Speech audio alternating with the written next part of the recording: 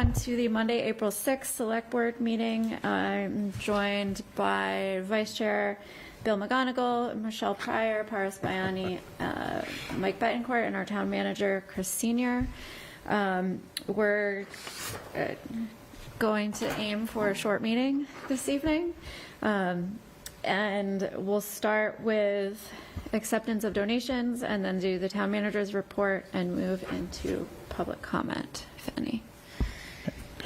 We have one donation tonight, so I will move that the Select Board accept with gratitude a grant of $18,829 from the Firefighter Safety Equipment Grant Program to the Fire Department to be used for firefighter turnout gear. All those in favor? Aye. Okay. Patty sent along Chris's report under separate email, but everyone should have that. Chris, if you want to give us an update. Your report. So I've reappointed some folks to a variety of committees. It was great to meet all of them. A lot of great volunteers in this town with amazing experience. So it's been a really privilege to meet everybody. So I'm excited about that. And just a reminder that the project, no new staff tonight, and that behind us is the ongoing library project. So just be aware, there's a new traffic pattern for people who are dropping off and picking up people. And also there are less parking spaces. So just something to work with. So, there was a number of other bits of information. If anyone has any questions, feel free to ask. Otherwise, I'll leave it as it is. Oh, I'm sorry, the other thing. Before I do that, May 15th is the date set for that regional legislative session. It's going to be in Linfield. There's a cap. They have an office at the marketplace. The town does. So if the board wants to, if one or two of you want to join me, just let me know and I'll let them know. But it'll be May 15th. The goal is to have the communities at large, and the 16 communities right now in the group, to get their legislators all there, just to advocate for more tools. It's really to say, to get those local option meals taxes and things like that, and other flexibility for every community. So it's a come together, figure things out. What can we do together to move things forward? So that's May 15th. Sure. So I would say if folks are interested in that, maybe we'll just take it up briefly at our next meeting in case we're all chomping at the bit to get there. I'll just note one thing you had in your report there, Chris, is that the Planning Board is starting their hearings for public review of the site plan and special permit regulations. That's going to start tomorrow at 7 p.m. Having been on the zoning board, those are two aspects of our zoning bylaws that impact homeowners more than anything else. So I'm hoping if there's anybody out there who's had experiences, good or bad, with them, they show up and give this Planning Board their opinions and experience. Thank you for reminding me about that too, Bill. So that's going to go on for the next multiple months. So yeah. There'll be opportunities, but it starts this week, tomorrow, and it's a multi-month long process. So get engaged and please give your opinions. It's really, really important stuff. It is. All right. Any other questions for Chris? What time is the session on the 15th? On the 15th, it's at, I believe it's at 9 in the morning. So. All right, so we will move to public comment. So if there's anyone here to make public comment, please go ahead and raise your hand, and then you can come forward.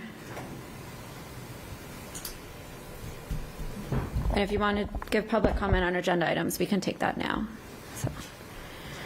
So, Andy, just to be clear, there's no discrete public hearing on transfer station fees, correct? Correct. Okay, so if that's, I just wanted to let the audience know that. Sophie, here for the transfer station? Yeah, if you want to comment on transfer station, come on up. Okay. Thanks.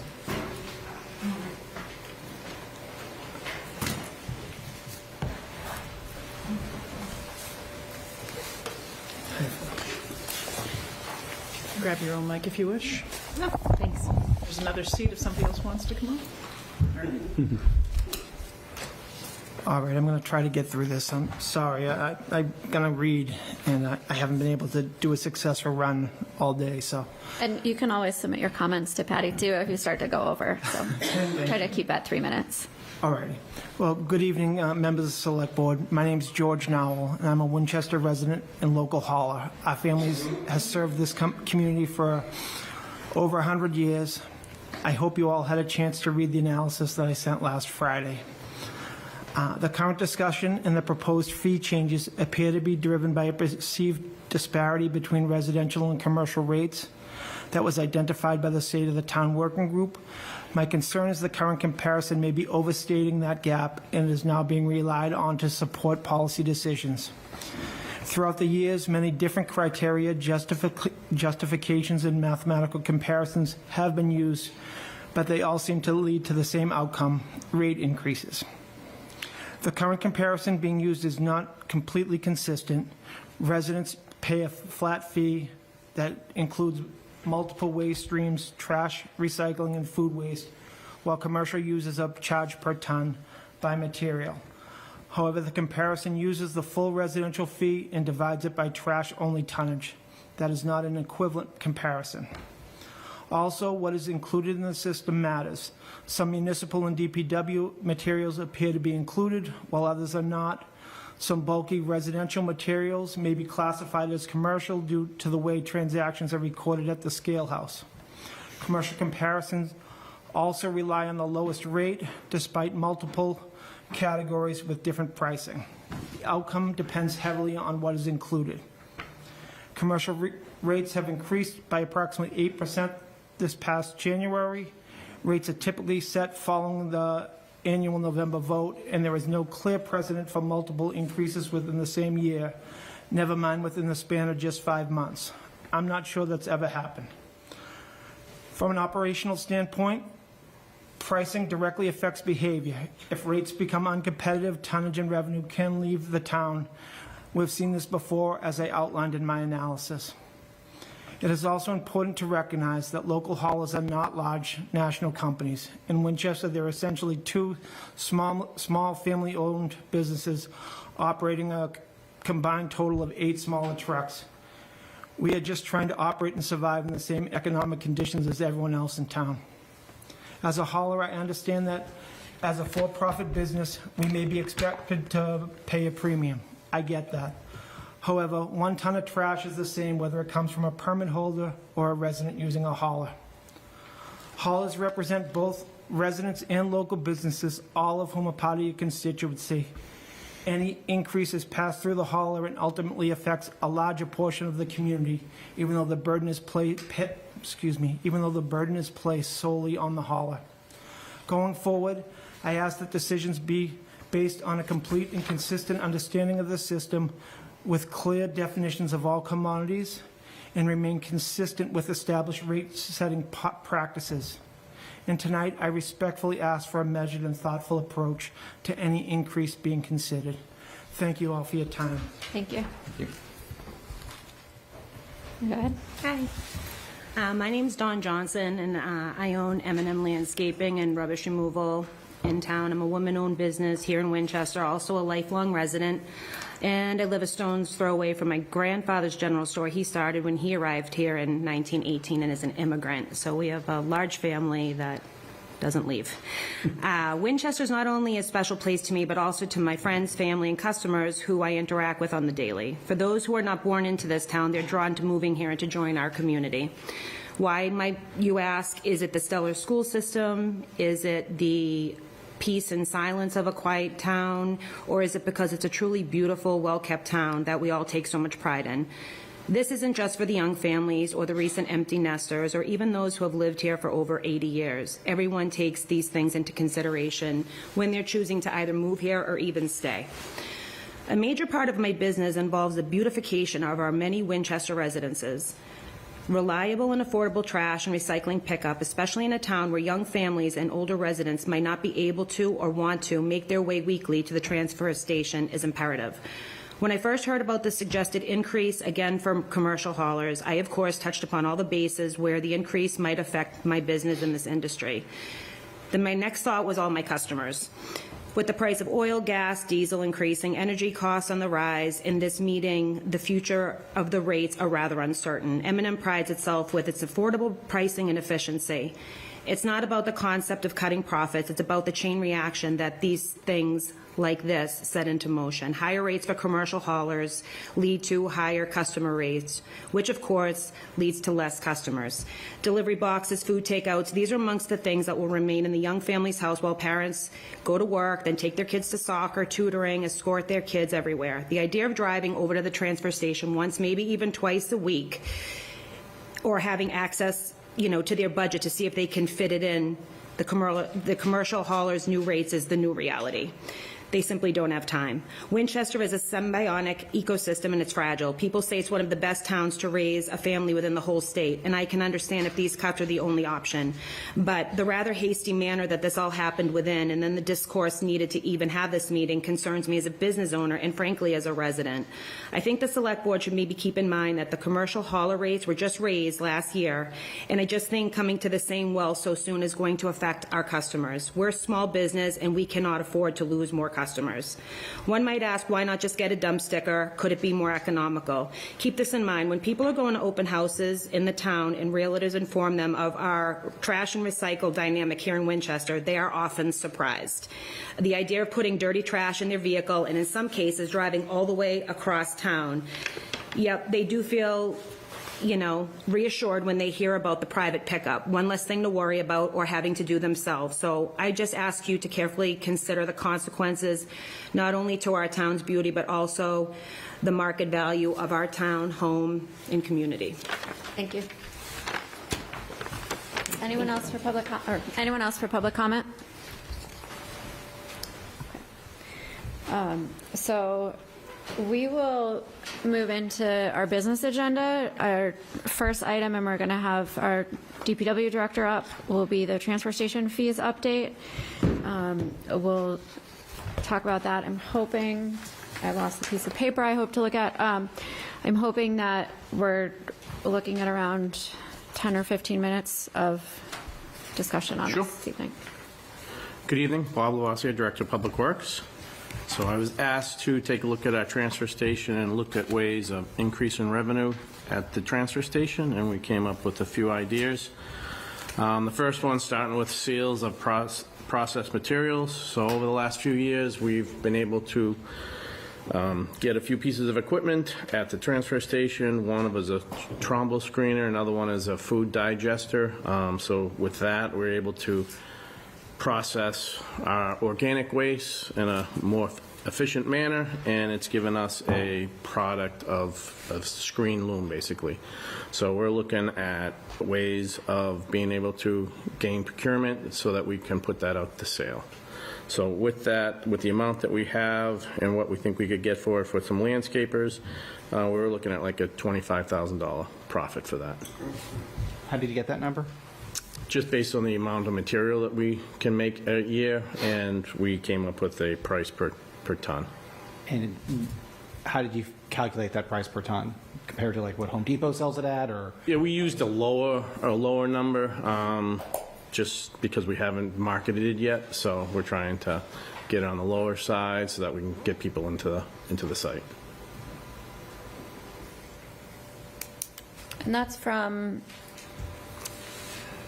like tree leaf? Yep. Is it from the compost as Yep, well? composting, yep. So our second one, we looked at some of the banned items that we have. Right now, we're not charging for toilet disposals. We get a lot of contractors coming in, disposing of toilets, and printers. Printers was another item that we haven't been charging for. We came up with a $10 fee for both of those. Our transfer station's been tracking those items that have been coming in. So with what we've been getting per year at $10 each, we estimated toilets would bring in $1,500 and printer disposal would bring in $7,500. I'll have the same question here. Where did you get the $10 number? We just used what we've been using in the past for our items. So a smaller number based on the TVs and other items that we were bringing in. Mm-hmm. A lot of toilets. It is a lot of toilets. Where's the closest place that anyone could dump a toilet or a printer, if not at our local transfer station? I don't know offhand. Yeah, I'm not so sure. We have Yeah. 750 printers thrown away each year. That's what Nick was carrying on his, It's like 10% of every house throws away a printer every year. Interesting. well, we're a transfer station, so I think we're taking in a lot of other, Sometimes it's Other cheaper to people's buy. printers. yeah. Yeah. Sometimes cheaper to buy a printer than to buy ink cartridges. Always it's cheaper. Oh, yeah, ink cartridges are toner. And then the same thing with our disposal for furniture. So couches, we were charging $10. We changed that, put it up to $20. Residential mattresses, we put from 25 to 30. Right now, it's not covering the cost to dispose of it, so this way, at least it covers the cost of disposal of the mattresses. And then the commercial mattresses from $35 to $40. Before you move on there, Bob, there were two other things when we looked at this, when I looked at this, and I had I got volumes from you and Nick. Yep. Appliances that we charged $10 for, we did $238 a year. And tires, we did $280 a year. Those are currently at 10. Was there any thought to move those to 15 or 20? We hadn't looked at that, gotten that far, but I would at least move tires. Yeah. That's a pretty toxic When you said 238, is that 238 tires or 238,000? tires still. And appliances, that's the volume. Definitely. 1,400 mattresses, but about 300 tires. yeah, 2025, we brought in 126 tires. Bob, would we ever look at doing curbside pickup of mattresses and charging a higher fee for it? I mean, I imagine that would be something people might be interested in. We could do something like that and do it on on a Saturday or something like that, yeah. What's the current fee for a mattress? 20, Current fee, 25. residential is We're not covering. 25. Yeah. Oh, sorry, it's right in front of me. We moved it to 30 in November. because they have to be Might be like recycled. 100, right, or something? Yeah, the Boy Scouts do tree pickup. I don't know if it's something else they want to do, yeah. At least. Yeah, even if it was 75 or something like that. I mean, I think that it's hard for a lot of people to have a vehicle to move a mattress. Right. Whatever, and maybe more inclined to do it. If I'm going to do that, you might want to make it mattresses and appliances or something like that to make it like a full day worth of Bulk items. bulk items, yeah. You'll have to create a hole where they leave it on their property. Yep, right up front, yeah. You Yeah. have to leave it out front. On the curb, yeah. I think, some communities will do that. They'll just have like a sticker on it, right? And I think you buy the sticker and put it on the thing, Yep. and then they know to do it. We used to call it special pickup on Long Island, and you have to call ahead and book it, and they would come and take it. Yeah. Do we have a truck that could handle that? Oh, yeah, yep. Several. Staff? What's that? We have staff that'll do it. Yeah, we do it on a weekend or something like that. I'm sure we could get guys to do it. We'll come up with the numbers. We'll see what it looks like. That'd be creative. Yeah. Did you want to increase the appliances too? Is that what you're suggesting? Appliances and tires, take a look at it anyway. Appliances, are you talking about like stoves and stuff? Is that, okay. Yes. And then create a curbside pickup or something like think- that. Come up with a number for curbs. I think it'd be good to put appliances, tires in here and give us a recommendation on it. Okay. And just to understand the discussion we're having, we're obviously going through the memo, is the view we're going to give comments and reflect on it, and then we'll have a final vote later on if we choose to? Yeah, so actually, Chris, that's a question I have for you, and maybe for Bob, too, is are we required to have a hearing on any of these changes? I don't believe so. Okay. Yeah, I don't know. Yeah. Well, you have a process for changing the annual fee, but Right. that's not till the fall. Right. This is just, you're just changing the fee structure of items. I don't believe you have to have any kind of hearing. That I could see. But. Okay. So what I think whether it's required Right. or not, we should have consider what we might want Bob and Nick to come back with, and then have another opportunity for Kind of a final decision. a final decision, and for people to comment, because maybe there's things that we don't know about mattresses and appliances where people would be really willing to pay for Mike suggested, like, you have that sticker, people would have a high willingness to pay for that for something that once or twice a year. As long as we're communicating that, it's for those things, and this isn't a slippery slope towards, Right. Just curbside pickup in general. Right. Yep. Just for specific items. Yep. All right, the third item was to modify our recycling requirements, and this is part of our current contract with our recycling disposal company. If we take glass out of our recycling, we can have savings on the recycling that we're bringing for disposal. Plus, we bring this down to a fiberglass company. They pay us. They'll cover the cost basically for the transportation to the company, but we get a lower price on our recycling. So it's less for them to have to go through. So that's about a $20,000 savings if we can remove glass out of our recycling stream. And that would be similar to what we're doing with cardboard right now? Correct, yeah. And yes, So the more we take out, the less processing fees we have to pay on the other end. and it's easy enough to set up the systems that way. Yeah, I mean, we have all the containers. We just set up the containers for different items. You know, What happens if people don't separate? So if they don't separate, then we can get contamination fines from the recycling company. So not so much fines as they'd start charging us at the old rate that we were having. So, and that's similar to what we're doing with cardboard? Or Correct. how has that gone so far? Not a lot of people like to recycle their cardboard, put it that way, you know. Still, a lot of it goes into our trash disposal, let alone our recycling, so. Is there a risk then if we did this, we'd end up paying more in fines than we might save? No, because we wouldn't pay, we wouldn't pay more in the fines because it would just revert back to the current price we're paying now per ton. So if we have contaminated load after contaminated load, they're going to revert back to the current tipping fee. But whatever glass comes out would then lower because glass is fairly heavy, so it would lower the theoretical tonnage. Tonnage, correct? Yep. Less tonnage, less money on the tonnage. How do you currently enforce people to separate out their cardboard? Well, we have somebody at the recycling area, you know, just explaining it to them, just to take, you know, it keeps our fees down, keeps everyone's numbers down the more we recycle, so. They're not usually, you know, it's not always taken in good light from. It's easier to do it at home.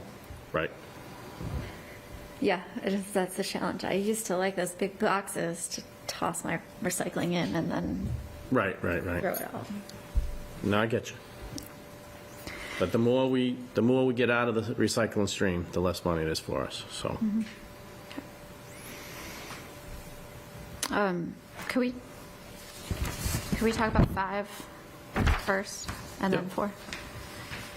So 5 was just something we were throwing around when we were talking with staff at the station. So the last couple of weeks been rough up there for them. You know, when they try to explain to people that they need to have a permit. You know, now it's beyond 3 months from when you were supposed to get the permit. So, you know, they're stopping cars that are coming in who don't have permits, and you know, it can't be any easier. We have the QR code. You can go right on, pay it or whatever. So it's been tough for the workers down there at times. So we were thinking if we're looking for ways to increase revenue, like to have a surplus of a charge of $25 if you don't get your sticker by a certain time frame. So this way, you know, there's a incentive for people to go out and get their sticker on time. So it's like a late fee. Yeah, a late fee, yeah. Now, we wouldn't expect this revenue stream to stay that way years after year. You would think that people would get their sticker on time and that revenue stream would go down each year. But it would be a little bit easier for our staff. And we are enforcing that through the license plate reader. Correct. So I think, you know, a lot of people still don't know that we have that. It may be helpful from a deterrent perspective to communicate that like out front. Sure. Because I think historically it's always just been, you know, people look around and drive through quickly and hope somebody doesn't see them. But I don't think people are aware that we added that enforcement mechanism Right. in because there was so much loss on that side. Yeah, I mean, the guys last year and this year stand out there and give out flyers.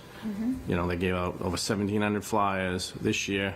They gave out like 2,000 flyers last year to people before the deadline. So, they're aware. Can we give people a warning, send them either a letter or do something the first time that it happens, and then automatically charge them the next time? Because I don't know how we automatically charge them, though. The treasurer sends them a bill, just like you get any other bill from the town, like the motor vehicle tax I paid yesterday. Right? I don't know how we would do that. Yeah, that would track. The but- reader would, yeah. Tracking who's been given a warning and who hasn't is the difficult part. Well, you have the license plate though. You can. with the license plate information, I mean, From the I think RMV. that was part of the goal, is to kind of not use staff really to be the enforcement mechanism, right? Because if somebody goes through, and which has happened to me before, and it was my idea, and they Imagine that. they catch you, right? And then that's it. There's already a violation there. You don't need somebody else to tell you that you violated. But it'll be a reminder to people if they get something in the mail with the QR thing to go on, and then sign up if they haven't. And then the next time, it's either added on to their next year's bill, or it's they get something in the mail. So let me see if I get this right. So that if they don't get it by a certain time, the license plate reader, it can read that they don't have one and generate something to go to them. And whoever sees that come up they don't have to have a conversation with anybody. They can just write it down or mark it off or have a report, right? You get a report of how many people go through. Oh, yeah. Right? Yeah. So if I go through and I don't have my sticker, I don't need to have a conversation. Because part of it is that it's a little bit, we were trying to avoid the chaos on Saturday of all this backup with all these conversations, and your workers don't want to be having those conversations either. Right. Is that thing, you want to send a warning letter? We can do that. A warning, but then the warning And then letter a says, penalty. the next time we're going to charge you. I mean, we right did that in after. Cohasset. We penalize people if they didn't get their, they didn't always pay it, but we did set them a penalty.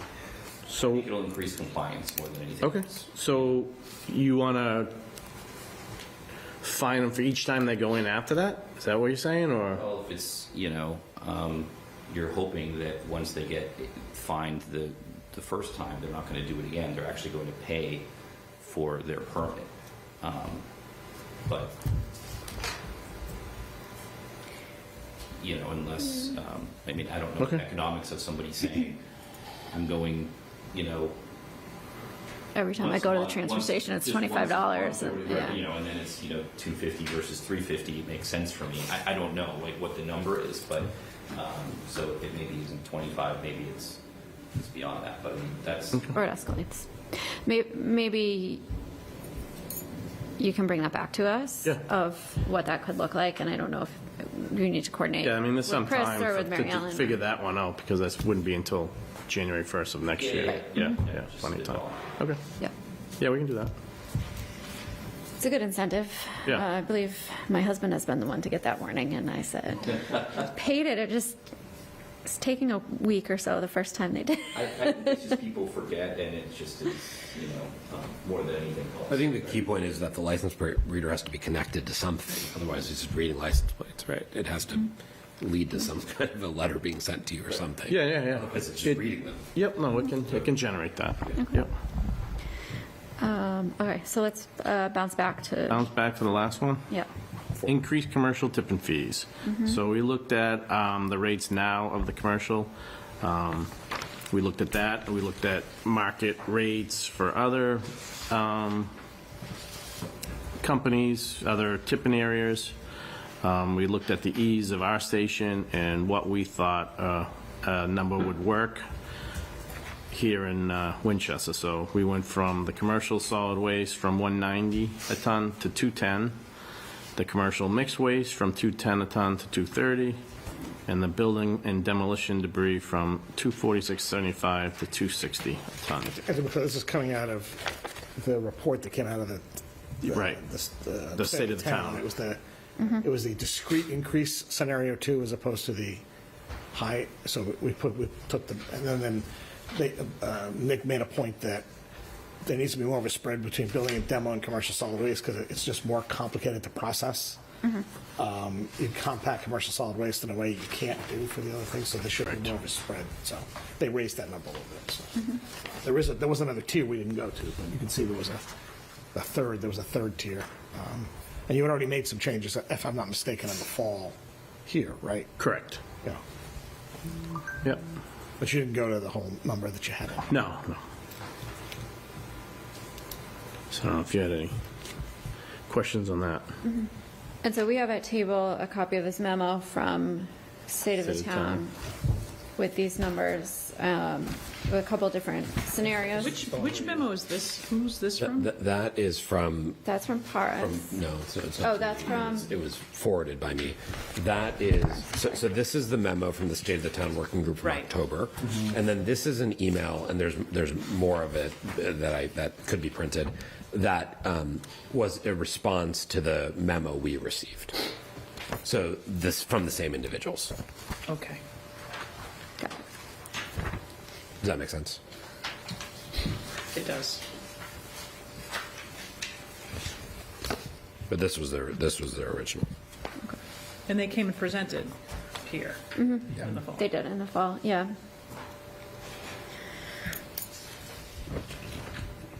So I think probably one of the challenges for us on this is we had planned about sort of moving into a working group around transfer station in post-town meeting of taking a look at things, and we have accelerated that a little bit. We have this memo, and then we have the, from Bob, the recommendation, and so we can take a look at, what we think with these increasing rates, and how we'd want to address that, if we want to. Right, well, I think the reason just to remind people, so we'd gotten this piece of analysis done. We had a number of conversations about it. They had two scenarios, which you can see on page 3 of their memo, which were the 280, 322, 275. And then they had another one that was the 240, 255, 275. We moved a little bit toward that at the beginning of the year, and then we had the view that we were going to come back and look at this summer, right? And the night of the override vote at this body on February 12th, we had tasked town manager with generating, finding a way to use transfer station fees to generate another $250,000 of revenue, $500,000 total, $250,000 implementable this year. That was the motion, which passed unanimously. And then, of course, the override did not pass. But even before it had passed, that was part of our view of how we were going to generate additional income to help bring the override, the 11.5 million, to 11.5, because before that, at least majority was higher than it. So that's the sort of context. We had asked for 250,000 with an override, probably not talking about implementing it now. Obviously, the override didn't pass. So there's one question about amount, and then there's another question about timing. And where are we right now? We moved solid waste 190. So we're at 190. to 190 from, okay. It's the The numbers top at of the the- top. Yeah, 190, 210, 246, 75. Bob, building demolition debris, Yep. I assume that is not Winchester Rubbish and M&M necessarily, that's contractors, is it? Any contractors bringing in, demolition debris.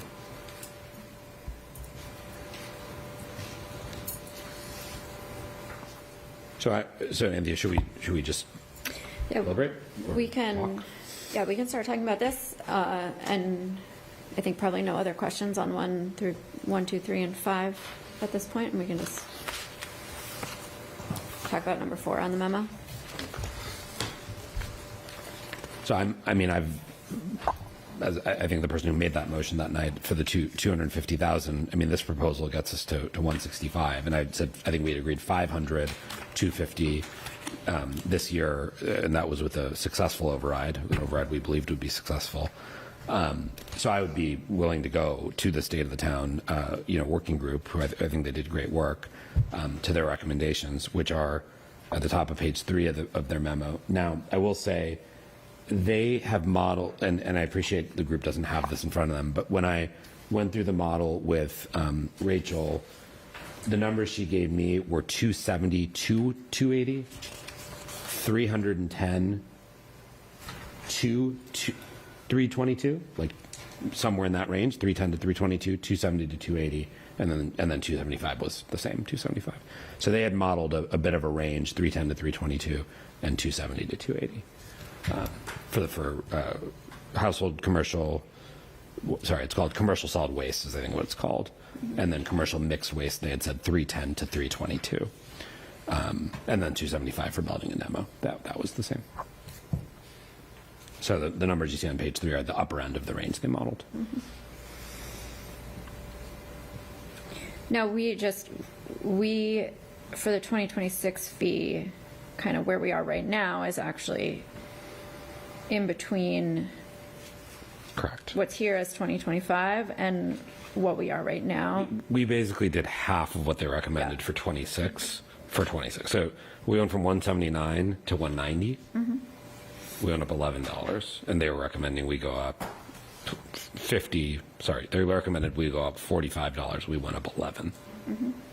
And then commercial, we were at 206. We went up $4 to 210. They were recommending we go up 51. We went up 4, Okay. etc.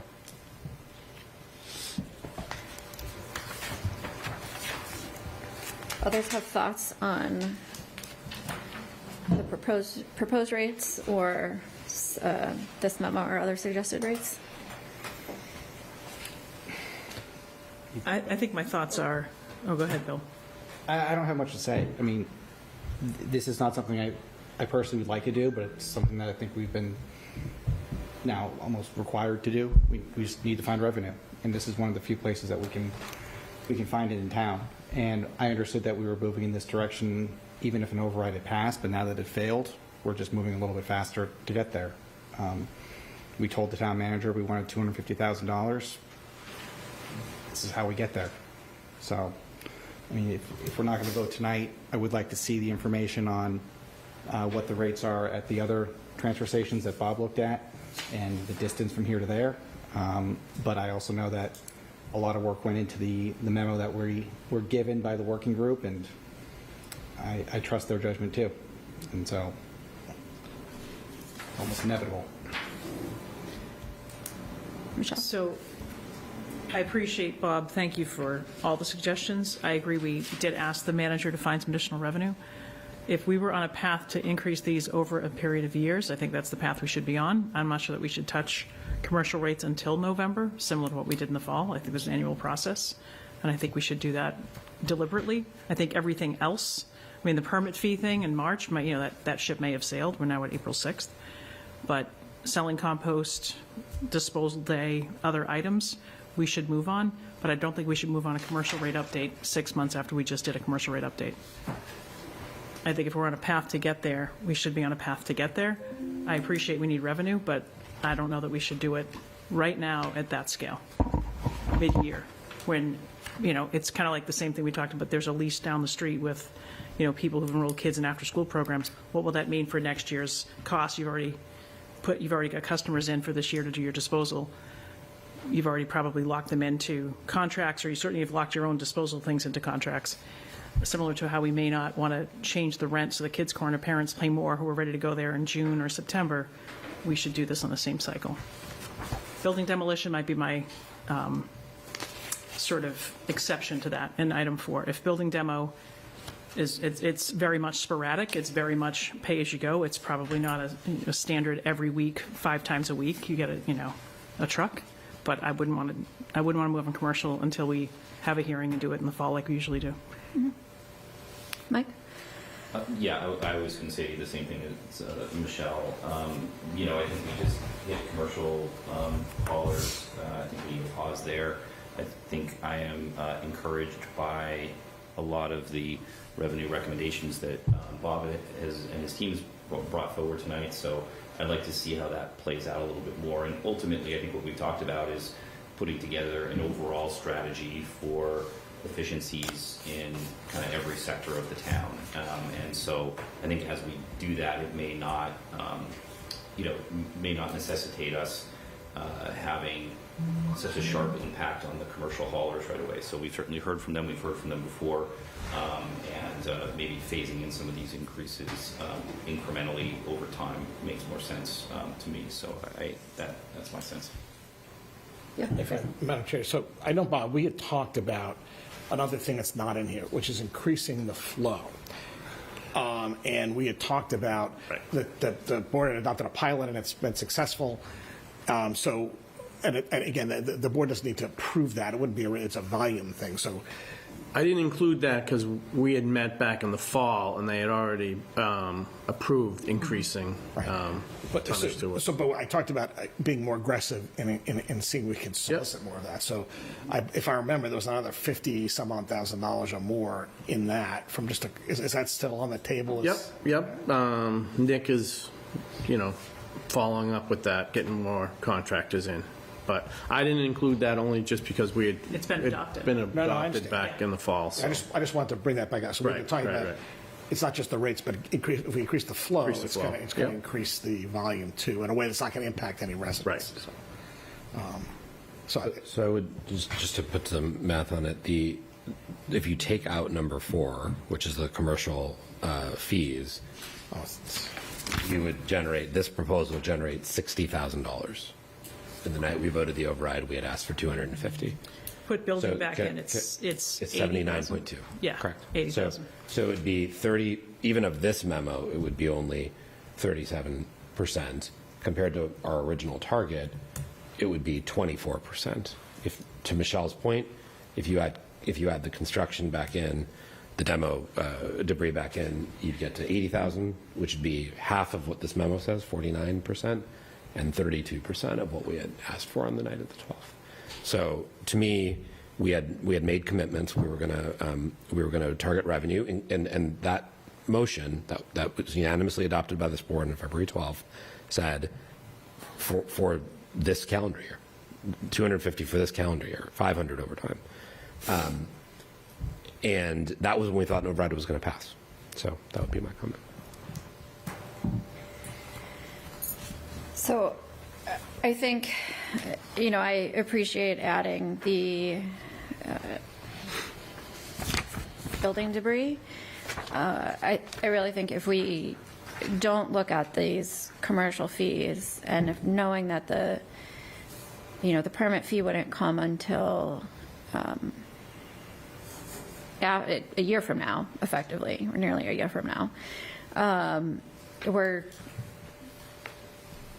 subtracting out the tipping fees, we're looking at under, it's about $60,000 of potential revenue, which is really far below what we had discussed with that 250. So I do think we need to consider, if we add in the building and demo debris, but I do think we need to consider looking at the others. And going back to our conversation in November, I certainly was kind of on the more conservative side of things, but also, looking at, and I think maybe looking at how things have changed over time and having a plan to go forward with that, because I don't think we can,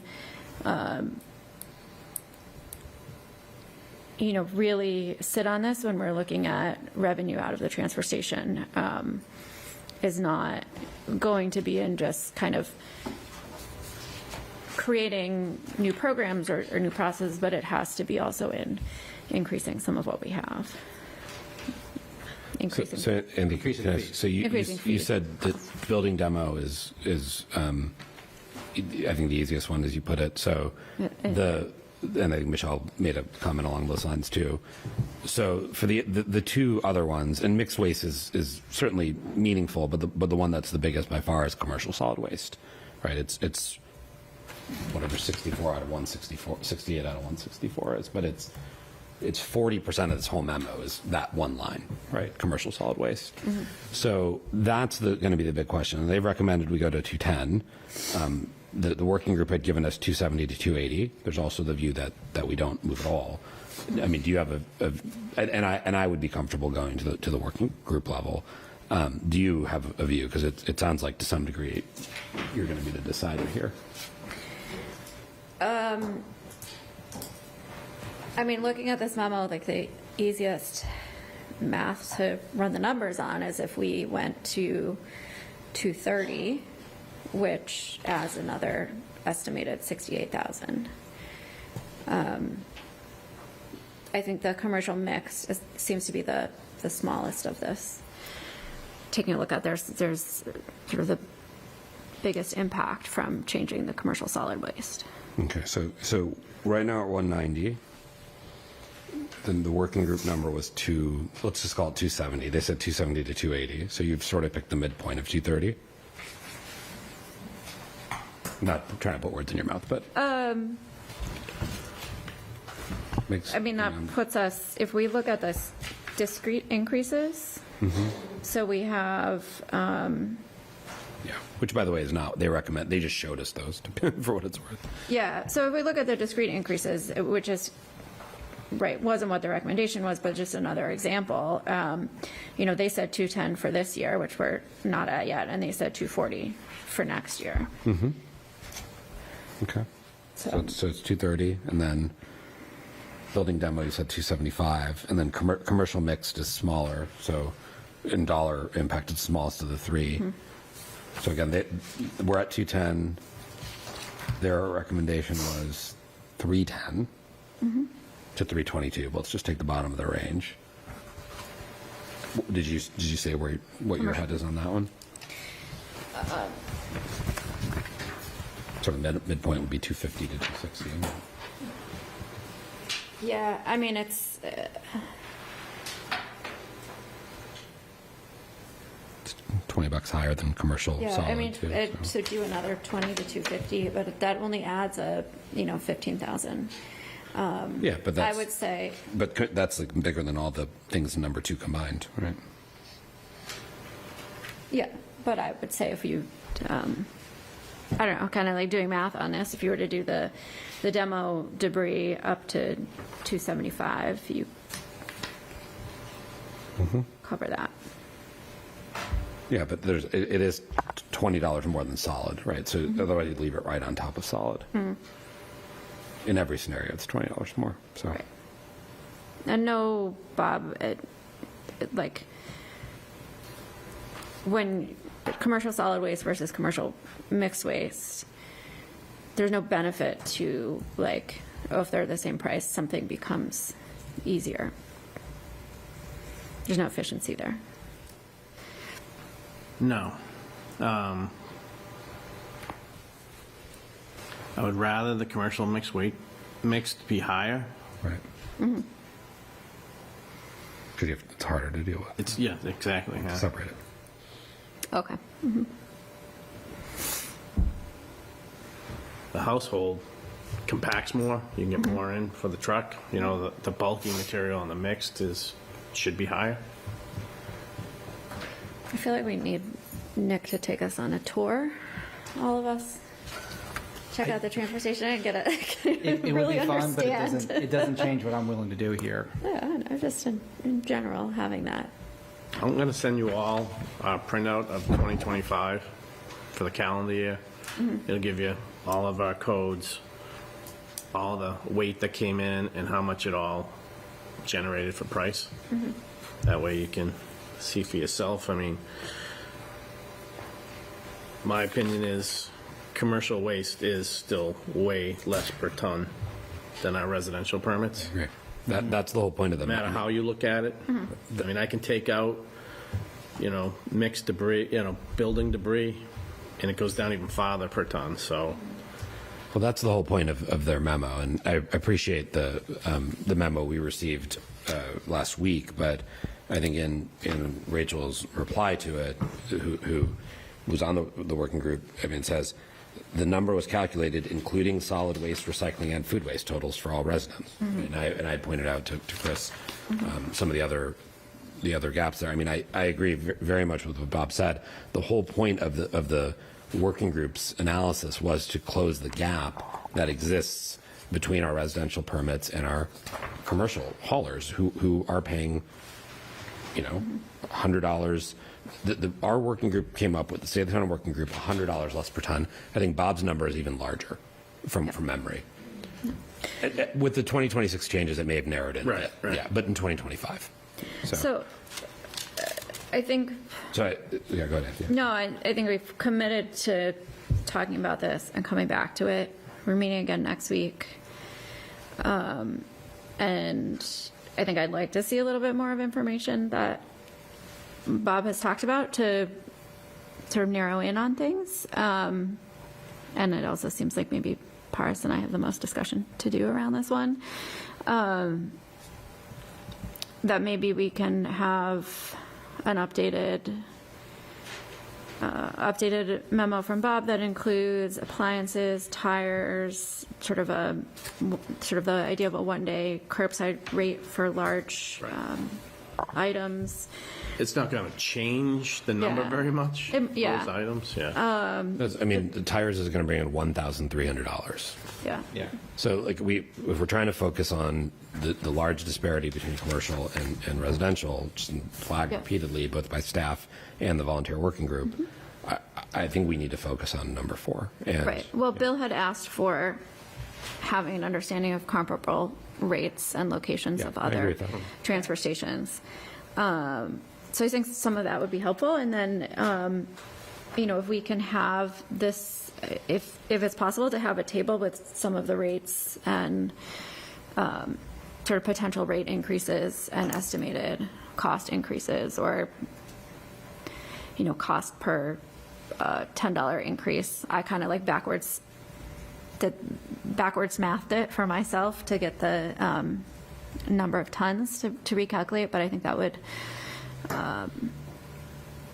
be helpful for us A to. table with, say that one more time? The commercial solid, commercial mixed, and the building Yep. demo debris of like our current price, and then Okay.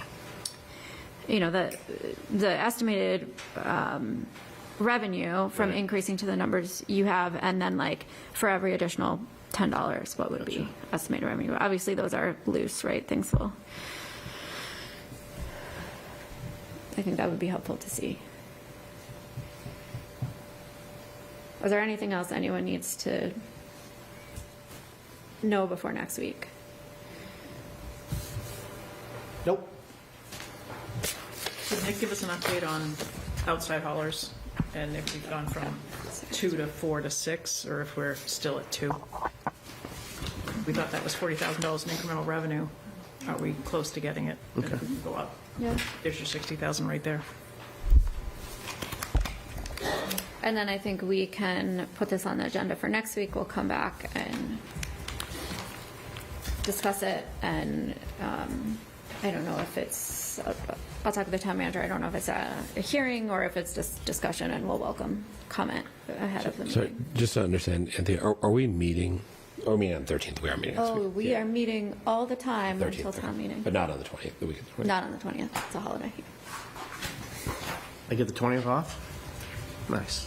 Well, if we can find you, Bob. It might make sense for us to post a public hearing, on that as well, if we're going to take a vote on it, just so we can maybe have some more communication. And we have the benefit of having commercial haulers that are also residents that have been, I think public comment works. Yeah. We don't typically do a hearing necessarily on the, do we do a hearing on? Well, it's I wrapped in. think with it's a the public residential. hearing when we do the, Yeah, but it's wrapped in with the residential sticker fee. Yeah, Chris and I will determine what makes the most sense. All right. Thank you, Bob. very good, thank you. Thanks, Bob. Thanks. Thanks, Good Bob. night. Well, my time estimates were off by a factor of 3, so.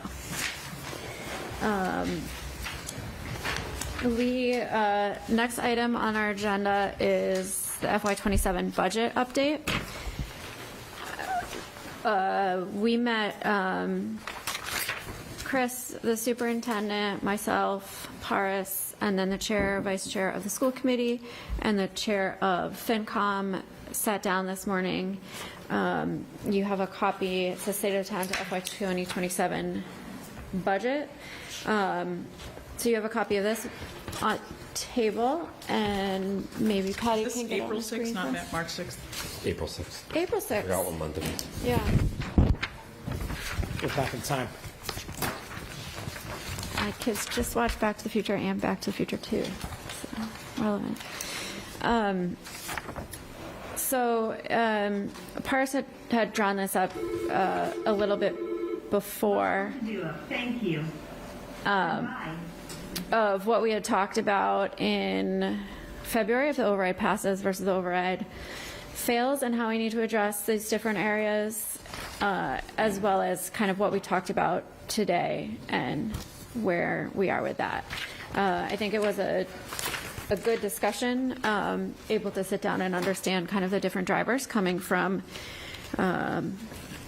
schools, background to FinCom, where we're at ourselves. And Paris, I can turn it over to you to just give us a brief run through of what we talked about and where we're at right now. Yeah, thanks, Anthea. And, Chris will obviously jump in very actively, too. These numbers really are from the Finance Committee. The starting deficit is $5.1 million going into this year.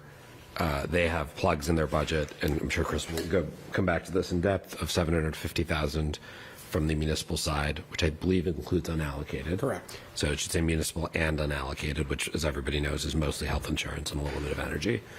The required school cuts or circuit breaker use is $950, and then factoring in, and by the way, the $750 and the $950 are to get us to that $5.1 million. So without that, it's $6.7 million. So from that point, $6.8 million. And then there's another $1 million of additional income, largely sort of controlled by the select board. So that's interest income, where they think our estimates could be higher. $200,000 of building fees that they factored in, and they're currently working off of $150,000 of transfer station in this number. So that actually informs the prior conversation we've had. They took the $150 I think Chris gave them based on that memo into that $1 million. So that brings the subtotal deficit to $4.1 million. These are FinCom's plugs or figures. Additional $300,000 of circuit breaker use. They would use some above in that $950 to get to the $5.1 million. Additional $300,000. School committee, of course, has to agree to that, to agree to both of those things. And then the town manager / FinCom reserve account, taking those down by half each, which are used for capital, is another $200. So then the way the chair of the finance committee explained this to all of us is the $3.6 million. That's this working free cash, working figure for free cash use, which is in line with the $3 to $4 million provided to the town in the no override scenario. That was the number we showed. So it would land kind of right in the middle of that. This box is important. There are active discussions to find more cuts. He wanted me and Anthea to emphasize to this group, and he wants Tim and Stephanie to emphasize to their group, that every dollar of fee income, every dollar of expense reductions obviously helps to either restore some other cuts or to bring that free cash figure, somewhat lower. Before you move on, can I ask some questions on this page? Sure. Yeah. And I did. He went through it verbally. I gave him a Derek? He is Derek. I gave him a copy of this this evening before I asked Patty and Chris to print it out, and he said this is exactly where it is. Okay. So the $200K town manager FinCom capital, is that $100,000 out of the reserve fund? Yeah. And $100,000 out of what? The other reserve fund. The other reserve fund. Deferred maintenance. The strategic maintenance account. Yeah. Yeah. Strategic. It's a warrant article. Okay. Well, so there's $100,000 out of the just wondering FinCom, yeah. out of the FinCom overlay account. I asked him that today. I had that same question. I said, "Is the other $100,000 strategic maintenance, right? Which is a warrant, which act to your point, a standalone vote of town meeting?" And he said, "No, it was a fund that FinCom created with town managers." I don't know if they put that fund was $400,000 though, right? Originally, Reserve fund was is $400,000. $400,000. So I think what he was saying is 200 of it is under FinCom's control, and 200 of it was town man. But the 200 he said was half of the reserve fund. Okay, so then it's just reserve fund. He described half of it as being under town manager's control today, which surprised me as well. I think it's the 200,000 which Stacy was mentioning. I think it was kind of confusing Strategic them a little. maintenance. Yeah. But that's a standalone article. I know, but it's still free cash, though. It's funded with free cash. It is, but I talked to him on the phone today. In any case, we should get to the bottom of that. I think it's the She's here, I mean, if we want to. It's Derek's number. Derek's figure. Oh, I understand. Okay, we'll get that from Derek. So, okay. What would you like to know from Stacy, Mike? Well, I started to talk about the two buckets of the Do you want reserve funds. to so, join us, it's- Stacy? Yeah, sure. Because I was at the meeting on Thursday, and they were talking about cutting the strategic maintenance, which is 200,000. It's an article, it's in the budget, it's being funded by free cash, down to 100. And they were talking about lowering their reserve fund. So their reserve fund's 400, so I guess they're going to bring that down to 200? I think it's entirely the reserve fund. And the strategic maintenance fund is under the control of the Town manager, Right. yep. Yes. Because that's what we So set between up the two, for. it's a $600,000 $600,000 bucket, Bucket, of yeah. which we're trying to take 200,000 either out of just reserve fund or 100 out of each. He described it as 50%. I'm pretty sure it's not touching strategic Okay, maintenance. so I let's asked him that just explicitly. loop back to Derek and. If the point is the clarification. 200 could be 300, then we can have that conversation with No, I FinCom. just didn't understand town manager FinCom capital because it's, okay, I'm good with that. And then the other question I have is, what are the revenue and income ideas that the school committee is chasing down? We've talked about building fees, we just talked about transfer station, we have other stuff. What are their revenue generating ideas? Athletics. So if you look at the next page, so this was an attempt, really by me, to write down on a variety of categories what happened, what did we say in the plan that we all put out there, what happened if the override failed, and then what is the current thinking. You will notice all the school committee ones are bracketed. It's number 5. There's 2. I wrote athletics because it's the bigger one. The other one was student transportation. Those were the 2 areas of income that they mentioned this morning, where athletics was by far the large one, and then student transportation is the other one. Not like building rental account, that's not on the table? Building Schools? rental account, meaning using the cash, you're saying, from it. Correct, or just generating more cash and using it to offset capital expenses, using it to potentially offset investments to support programs. But that, so it sounds like transportation is on the table and athletic fees are on the table, but It was a 1-hour meeting where we were trying to go through a huge amount of material. I'm not saying it's not on the table. All I'll say is it wasn't what they mentioned today. So if there's they did questions. mention transportation? They mentioned transportation, yeah. They said transportation and athletics. I think I asked the exact question you did, which is what fees are you looking at? Okay. And that's what they said. That doesn't mean that's an exhaustive list, though. It would just be helpful to get something from the schools, if they're, Completely. It would indeed. Yeah. But again, we don't have a tri-board process the way other towns do, where we have a 48-hour meeting with school committee, select board, and FinCom ahead of town meeting. Now, I've talked to Chris about that we should, and our attempt today, sub quorum, was to try to get some facts on the table. Mm-hmm. They are meeting very regularly, as you know, Mike. Yep. Yeah, no, I was hoping that we would have, more engagement formally with all of us and the schools, obviously. Yeah, we talked about a joint meeting Yeah. We before talked town about a meeting. joint meeting. All of us. We talked about a joint meeting before town meeting. We decided to meet at our meeting last week, right? We At talked some about point, all we of us meeting. talked about, I would strongly endorse that. right. We talked about speeding it up because the schools wanted to confirm with us earlier, so we met this morning. We can still do a joint meeting with schools, but it was, FinCom needed some clarity earlier, not schools. FinCom needed some clarity from us earlier than we could spin up a meeting. Oh, yeah, I totally understand that. So that was I'm just why wondering there if was- the joint meeting that we discussed is still on the table for the week that town meeting starts, because I know we have a vacation coming up, if we can still try to schedule that, because we talked about all of us, Mm-hmm. all of them, and as many as FinCom that could make it. Yeah.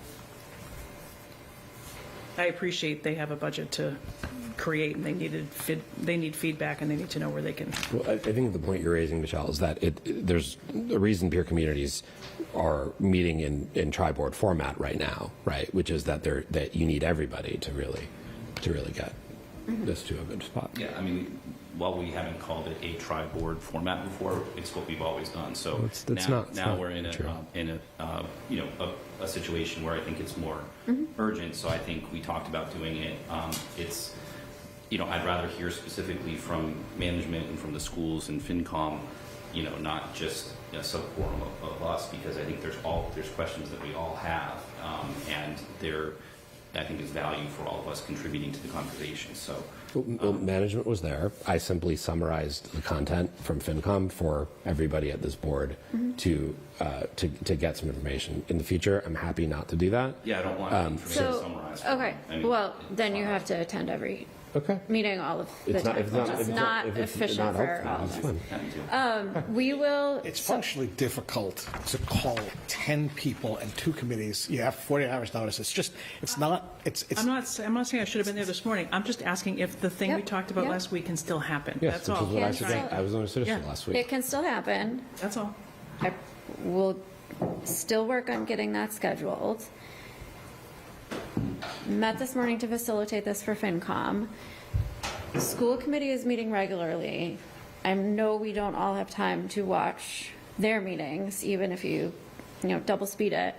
But I think we can ask them, because the superintendent at the last meeting presented slides about their budget. We can Correct. ask them to share decisions or share budget slides with us that we can look at, which can help us formulate questions as well.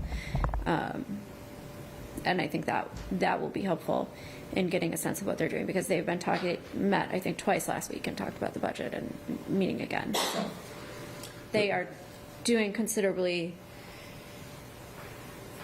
more in collaboration with the superintendent, because they have a lot more of their budget that they are navigating here. Are there other questions on this summary that people have of what we discussed, if the override passed, if it didn't pass, and what the updated thinking is coming from superintendent, schools, town manager, and FinCom? So we just had a meeting on transfer station, and now on the far right, current thinking is up to 400,000 for transfer station. And we just discussed 160,000 or something less. So where did 400,000 transfer station come from on the That's far the right? 50%. I mean, that was, it should, I think it actually, I mean, again, this was prepared obviously before the meeting. So it's 250 was what we said if the override passes. There's no specifics on if the override fails.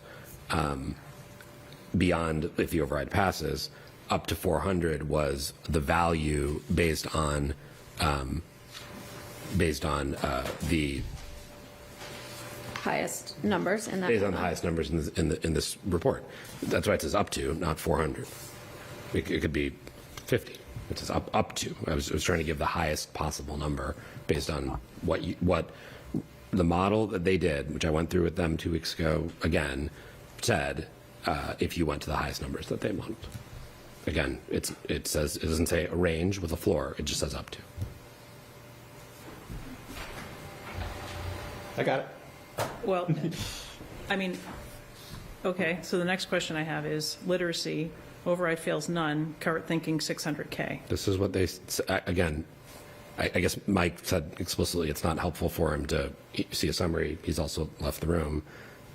That was what they told us. It's just bracketed. The school The committee. school committee chair, vice chair, and superintendent. That is the $600,000 and the literacy funding is, they made, and we talked about this at our meeting last week when Stacy was here. After the override hadn't passed, we talked about this at our meeting with Stacy last week, there's money from the current literacy pilot also that can, it's 100,000, 140,000, that can move forward into covering the literacy funding, which is about $700,000. So taking out that, rolling over the pilot money, it's $600,000 to move the literacy funding forward. And there is not in FY27 any additional costs. So the PD and things are rolled into the first year of implementation of the pilot. Okay. I don't think And that- Anthea and I are going to be able to defend or explain their figures. We just wanted to Okay. indicate to you, the first page is a summary of what the Finance Committee said. The second page is an attempt to map what we said versus what we're hearing from school committee and what we've heard from Chris and the Finance Committee. That is all. This is purely informational. I was the biggest advocate last week of having the three-body committee. Now, Mike is wrong when he says this is what we do every year. I've been watching the budget process now for 3 years. That summit occurs in January. Sitting 3 weeks before town meeting, these boards do not get together. They do in peer communities, okay? I strongly advocated last week that we host that meeting. I got a great deal of pushback from him, and I wish he was here to hear this, who said he didn't want select board to slow down the process. This evening he said that my summarizing the information is unhelpful. Yeah. So if you'd like to, I don't know, explain No, that to No, you? I think, Do you want me to I repeat just that, wanna- Anthea, now that he's back? I think we can move on since we're Yeah, not being and I just wanna productive note- around it. No, I And- appreciate and- that you're trying to map something that we weren't there for. But 600K, Bill, before you lose your mind, 600K in literacy is also free cash, correct? So free cash is 3 to 4 million on the bottom, plus 600K. Is that correct? Correct.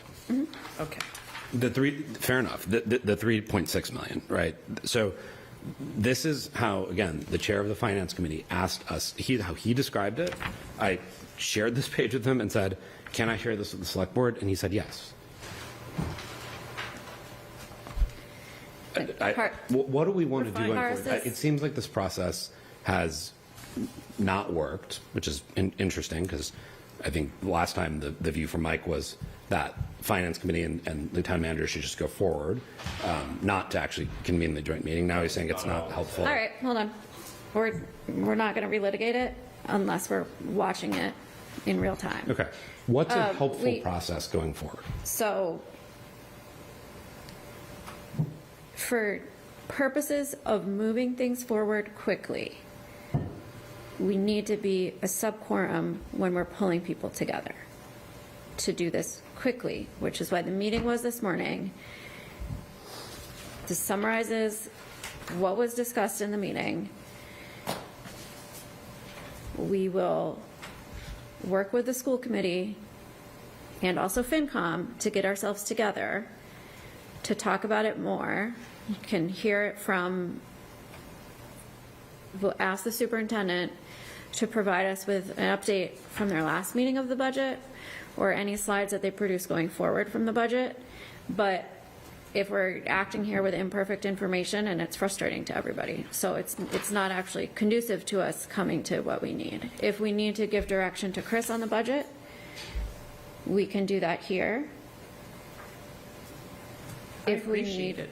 I appreciate the summary. I just had some Mike's questions on exact words who- were it's not helpful. Well, okay, I but appreciated let's, it. I just didn't know who said what and what it meant. So I'm good. okay. I'm good with the meeting. I'm good with a bigger meeting. I'm good with FinCom getting their budget done. I would recommend we meet in joint session with FinCom and school committee every 2 to 3 days until the beginning of town meeting if needed. I am happy to be there. We had a failed override. We owe it to the community to come together as much as needed. I agree. I just can't do it at 9 a.m. in the morning. Okay. Let's do it at 8 a.m. I talked to a town volunteer at 6:45 today. All right, so I'm we'll, gonna be on the we're, road at that point, but I okay, mean, yeah, we're not going Ellen. to meet every 2 days at 8 a.m. I said as needed. Okay, I got it. it's a fair suggestion. I mean, if you're serious. You guys are I welcome am to meet serious. at 8 a.m. Well, no, that's the every point, is day that we want everybody to be. I know, and we got to be realistic about it. You cannot bring that many people together over and over again. We're all volunteers. We're doing this for the greater good of the town, but we all also have plenty of other things going on. 9 to 5, before 9 to 5, after 9 to 5, that we will spin up a meeting with school committee and FinCom. We can work to get as many of those as possible on the calendar. I don't anticipate we can get every member there at the same time. I think you just have to invite every member. Yes. Then we have to work around the schedules of town employees that are in some cases already set with critical things. So we're working around a lot of different people. So would you like me to pick some times and send it out to everybody and see what happens? Yeah, we can start there, and we'll have to work on the other side of things. I'll contact Dr. Hackett and the chair. Is there anything from this quick summary memo that we need to direct of the town manager regarding the municipal budget?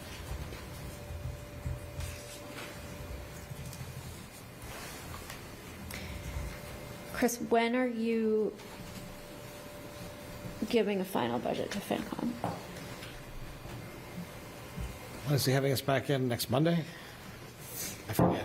When Derek, I think Derek That's asked. not the usual process. I was gonna say. It's an unusual year, but your budget went to FinCom already. So they have we're it. working with FinCom Right, we're now. working Okay. with them, so, The better question is, when are they going to put the yellow sheets out? yeah, probably in, I guess, in a couple of weeks like they usually. I think he said he can even do it right before the first night town meeting, given this is night 3 item. So I should be able to give you some areas where I think, based on what the schools are doing, as I get more information from Dr. Hackett. That's not your budget. No. It's So the it affects FinCom the budget. I know, but I've been asked by the chair of the FinCom to work with some of these materials and continue to provide them information.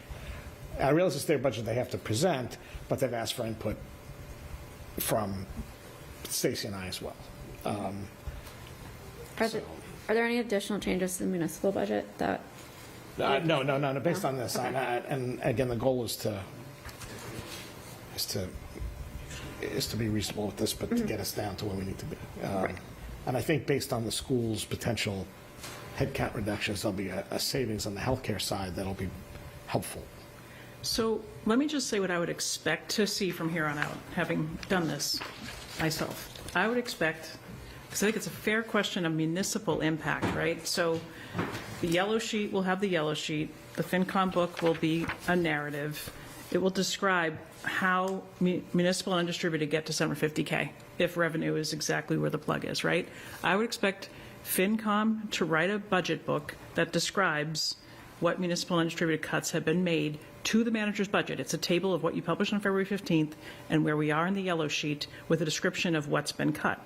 I would like to understand that as soon as you know that. As soon as FinCom, I mean, you don't necessarily get to agree to it. You probably work with them on where you might cut this or an hour here or a half an FTE or a half an FTE. That would be useful for us to understand. And then I would expect a similar update on the school budget to come from FinCom, but you can, if you tell us or we know what's coming, that'd be great. Or FinCom can tell us, but we can hear it before the rest of town meeting gets it. I think that's what I would expect to see at this point. So where did the 750K come from? And so reviewing with select board, like, great, let us know when we can review where that's coming from, assuming that that's what winds up in the budget. And then if there's a happy news on health insurance somewhere and there was a happy news on workers' comp came in flat, if something else comes in that's helpful between now and when the yellow sheet is done, it goes into FinCom's narrative. I think this is where we need to have Derek here to just describe it to us. I think you're right, Michelle. That would be his ordinary course process. I think the reason he's wanting to stay closer in touch on both sides longer is because it's a big question of whether they go on the yellow sheet with a big free cash number like this, or whether they do zero it out and then they're putting in things and sort of leaving it to town meeting. And I think that's something he doesn't want to deliver a food fight to the floor on. But I think that's where this meeting is needed, or set of meetings among us, superintendent, town manager, schools committee superintendent, and at least the chair and several of the other more experienced members of FinCom to align on that strategy. Because I think that they could, I should say, take this down to zero. Working free cash use, to your point, it's 3.6 recurring, plus it could be, an additional 600 for literacy or any other thing that's not, school related. But then I think their view is it's just going to lead to the dueling budget scenario on the floor. And so I think they'd rather try to avoid that. Okay. we're going to move on to voter outreach. Page 12 in our packet, Michelle sent a short summary. Michelle, do you just want to take a few minutes to go over it? Sure. I don't think we're ready to act on anything on this tonight. We just get started discussing. Generally, all I wanted you to see was maybe 3 areas of specific questions or inquiry and an open response. Whether we do this via survey plus focus groups plus listening sessions, stick it out with a Google Doc link, let people interact with it however we wish. But I thought we would look at, were people aware? Did they have the information? Did they understand the information? What were the factors that were in support? What were the factors that were not in support? Was there anything missing that would have swayed people? And, we know who voted. We could target who voted, but are the people that voted generally engaged in all of the elections that happen throughout any given year? We could also add state and federal. We could add, primaries occur in September, but I thought I'd just stick it with March and November. Or were they generally like I usually sit it out? So those were the 3 areas that I thought might be interesting data to collect. That was it. Were people aware? What information did they receive? What was the third question? Level of engagement, overall engagement. So on the engagement, I think actually the town clerk's office would have, they have the voter records, so. Yep. That's if we went beyond those who voted, we could ask if they generally. Yeah, Right. I think we could get that for any registered voter Yep. in town, as we have which elections they voted in. I think it maybe gives a little bit different analysis of data if you know, is this an engaged or less engaged voter, certainly. And my largest concern I think it's feasible to do as an online survey and put that out and, use some tools to analyze it. My biggest concern would be who's actually, is the outreach part of this, which is who's getting the survey, who's actually responding to it. Whether, sorry, Siri heard me say something. Just Answering you. Yeah, maybe she knows. Who's getting the survey and responding to it versus who is a registered voter who did and did not vote. So there's going to be, outside of doing this in a pretty expensive way, there's going to be some bias to the results. And I think we could do more than just a survey too. Like we could have meetings. We used to do before town meeting. I remember years ago, pre-COVID, there was by the numbers. There was just a view of the numbers. A couple select board members, FinCom chair. I was a guest once. There could be a public meeting. We had it in the Winchester room once. We had it in WinCam and broadcast it. Maybe people don't want to be on camera, but what questions would people have? Sign up. It's a chance for us to just gather information. We don't even have to interact and say, but this or over there. It's just, it could be online, it could be in person, it could be focus groups, it could be a Zoom meeting. Just trying to understand. And I think the information channels used to better understand the overall, like how useful was Facebook? How useful were your networks? How useful was some neighborhood email list? I know we have one about, someone's car's parked on the street overnight, but what channels would people use? Because if there were channels that we weren't tapped into that exist, it'd be nice to know about those channels to use them in the future. Because I think we all saw a lot on Facebook, but I'm not sure what else was happening beyond that. I think it would be helpful to take a look at the communication study report that was done for us and get a sense of what channels people are using out of there. Chris, do you have a copy of that? I think I've seen it, and I'm sure I can find it. Yeah, You do. Maybe I think could someone sent it to me along the way. So unearth the communication study report. Michelle, I'm happy to work with you on designing some questions in terms of a survey, but I think we need to just think a little bit more about different channels for like this type of, specifically to this, like if there are, focus group costs, things like that. But I do appreciate that there's also opportunities for more overall engagement that's not just stay the town override. and versus nothing, and having a by the numbers or having some other more accessible, in terms of content, accessible forums is a good idea.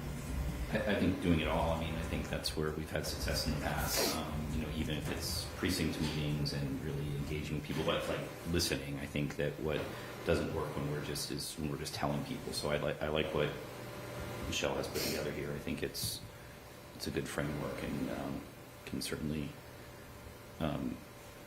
move forward with something like this.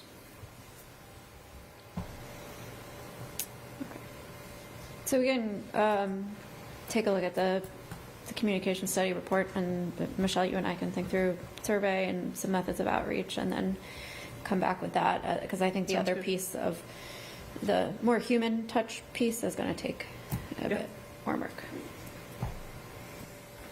Okay. Thanks, Michelle.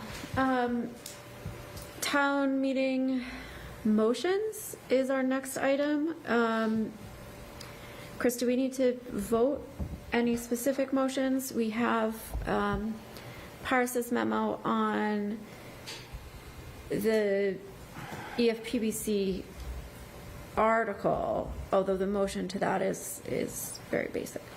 I think it's that one at this point. If you're going to make that a... Select board. Yeah. Mm-hmm. Okay. So,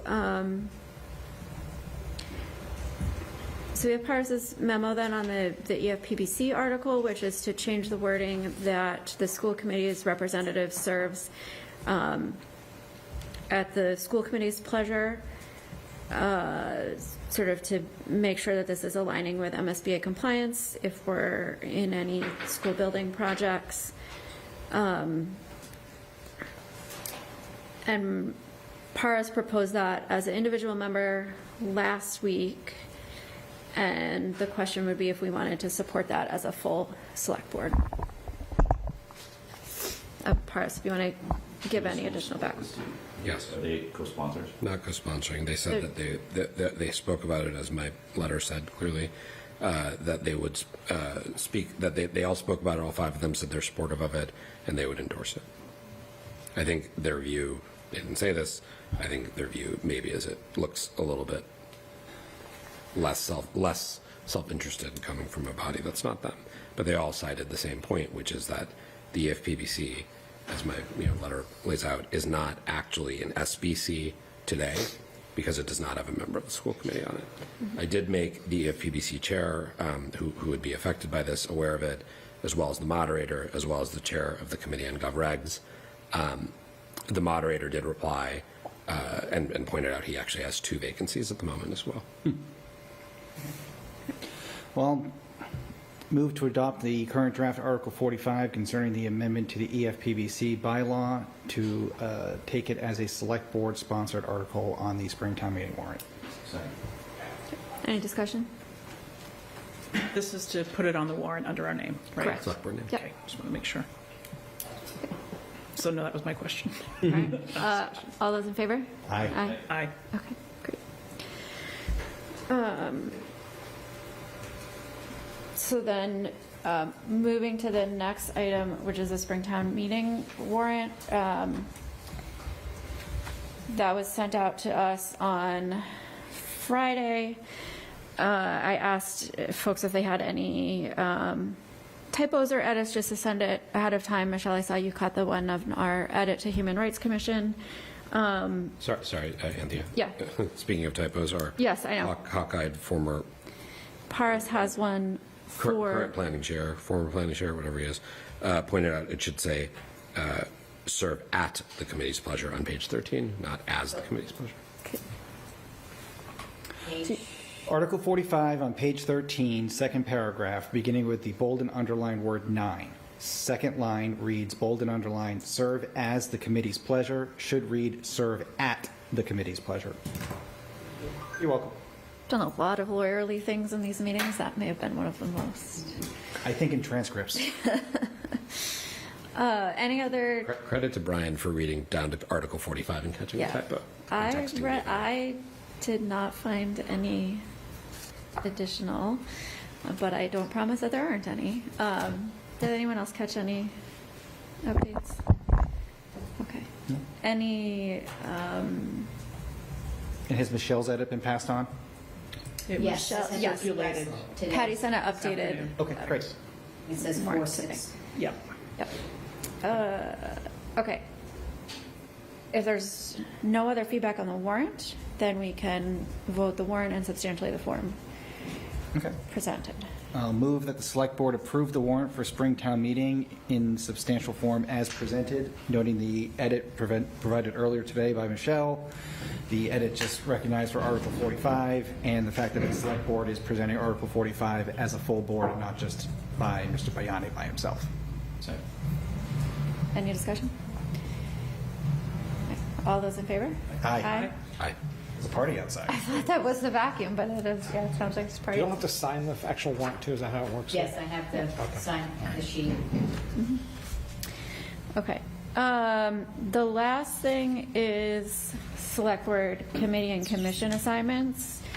I'll say in the interest of time, usually we do this fairly quickly, but in the interest of time, maybe like aim for 10 minutes to discuss this, make any updates or changes. And I think I would add, we often do this after town meeting, so if there's any committees that are kind of meeting up until town meeting and it makes sense to put the change into effect after town meeting, that's certainly, Are there any such committees that we need to do a later date on? There are 2 committees that are meeting this week and next okay. week. I mean, capital meets, Which so, are? At Affordable Housing, that Housing Partnership. Okay, those two. yeah. Fields is meeting, I think the week before town meeting as well, so. Okay. So why don't we do the all committee memberships to take effect May 15th? Yeah, we can do Is that. that good? Just to avoid debating it on every topic. So if we make any changes, that they just go in after town meeting? Sure. we could pick it up, the conversation up after town meeting as well. I mean, I'm good to do it now. But we can just start getting it done now, too. So, Anthea, it's good with me. Yeah, I mean, let's start. If we're going to go over 10 minutes on this, then we need to come back to it because it shouldn't be particularly. So let's just go through where we're at. Okay.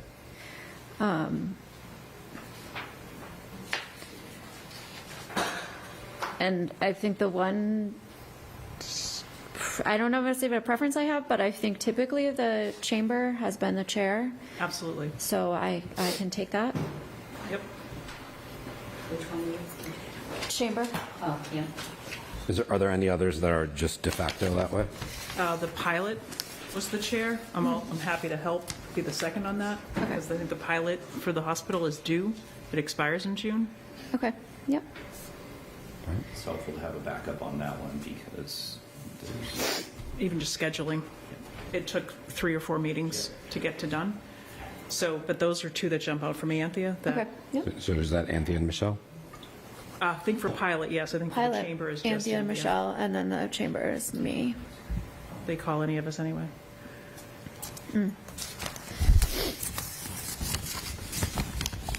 So my jump, yeah, go ahead, Michelle. No, I was going to ask Anthea, do you want to just go around and say, like, where do people want to jump in, trade? How do you want to handle this before you jump in? Yeah, I mean, we can either move, we can move down the list, certainly. I kind of jumped ahead a little bit. No, I think it's a good place to start, was what does the chair sort of slide into? But I just wanted to ask if you want to be like person by person or committee by committee? Let's start committee by committee. And so the 5 at the top are committee memberships. So typically, the primary person, maybe except with audit, the primary person is a member of those committees, and typically. I think Michelle and I are actually members of audit. Yeah, that's what, except for audit, which is 2. Oh, got it. Yeah. Sorry. That the primary person typically attends, the second person is there as a backup. Okay. I'm certainly happy to, I think some of it is just in the interests of, it's good for us to, have some deep knowledge, but it's also good for people to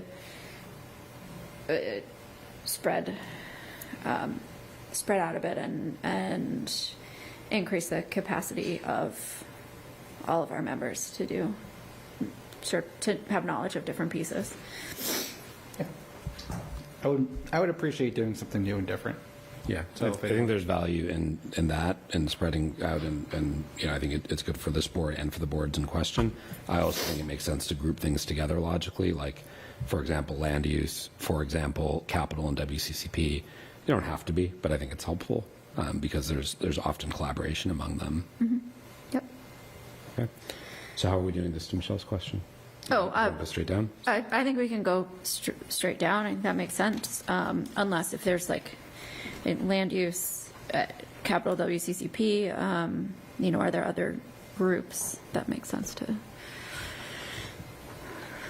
Okay. So I'm happy to stay where I am on the Affordable Housing Trust and the Housing Partnership Board, and anything else I'm happy to move off of if that's helpful. Okay. I think we should vote on some of these. I would take a different view there. Yeah, I don't think those have changed at all since I've been here. I don't think any of the committee memberships have changed, except for Powers getting on the Audit Advisory Committee. And street trees. I'd like to see a bunch of this stuff kind of switch up so we all get some cross-pollination on our experience and none of us go native. Okay. So, Bill, I mean, what you came from the have a ZBA. preference? What's your view on land use, housing trust, and housing partnership? I like land use a whole lot. It's something that got me started in this volunteering, and so if you're talking about grouping Paris, if That would be my view. people wanted me to still be a planning board liaison, that seems to go hand in hand with housing partnership and affordable housing trust. So I'd be happy to do all that. I might have to give up the cable advisory committee if somebody else wanted that one. Take it. And should probably give up capital planning committee as well because of that. That probably I'll take capital. I will not take the capital. Yeah, Michelle, great. Sounds good to me. Take it. You And said then capital, Michelle? would you take Michelle? Would you take WCCP, or do you think you'd rather split them? Yeah, I'm happy to take WCCP I too. could stay there. That's fine. Or Anthea? Or Anthea? I'm happy to take WCCP as well. I was the backup there. I mean, it looks like I'm Yeah. getting moved out of committees anyway, so if I end up with one, that's helpful. So Michelle, Well, I think there's a lot of other committees too, though. Yeah. What am I going to do, Patty? Those aren't, But I those don't aren't think just three. Yeah, if you want to stay with WCCP, I'll stay there, and I'll jump into capital where I've never been. why don't I be your backup on How much do you want to do WCCP with capital? Okay? on that one? Just because If you're going to be the back, does somebody want the backup seat on capital, which I've used seldomly? I mean, I have talked to Roger, but I haven't really attended their meetings. I'm happy to keep it. I'm also happy to give it up. I mean, I'll be your second if you want me there, Michelle. It's fine. Okay, you can have that one, Bill. Rotating out. Anthea, you going to give up fields and committee on names? does someone else want to take those? I would take Fields if there's. You can have fields. Me. Welcome to take fields. Me. No knock to the field. I'm happy to take committee on names from you, Anthea. Sure. What does that actually do? Can I ask? Yeah. What does the committee on names do? You name Committee on things? Names has met Or they recommend. once in my tenure as a member of the Committee on Names, who basically takes recommendations and brings forward like naming of something.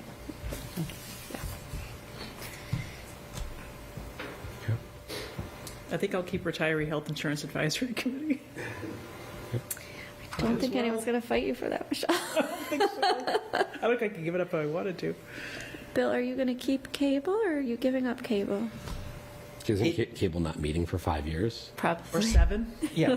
I'll pad my resume. I'll keep it unless You're somebody gonna else keep wants a it? line. Okay. Chamber. Concom. Mike, you want Happy to stay there. to? Concom. If you want me as the backup for Concom, I'm happy to go there as well. You let me know, Anthea. I'm Yeah. not looking to move you out of there, but if you want me to back up, Yeah, you can decide. You can get back to me. I'll stick out there. I get occasionally looped in. Okay. COA, any changes?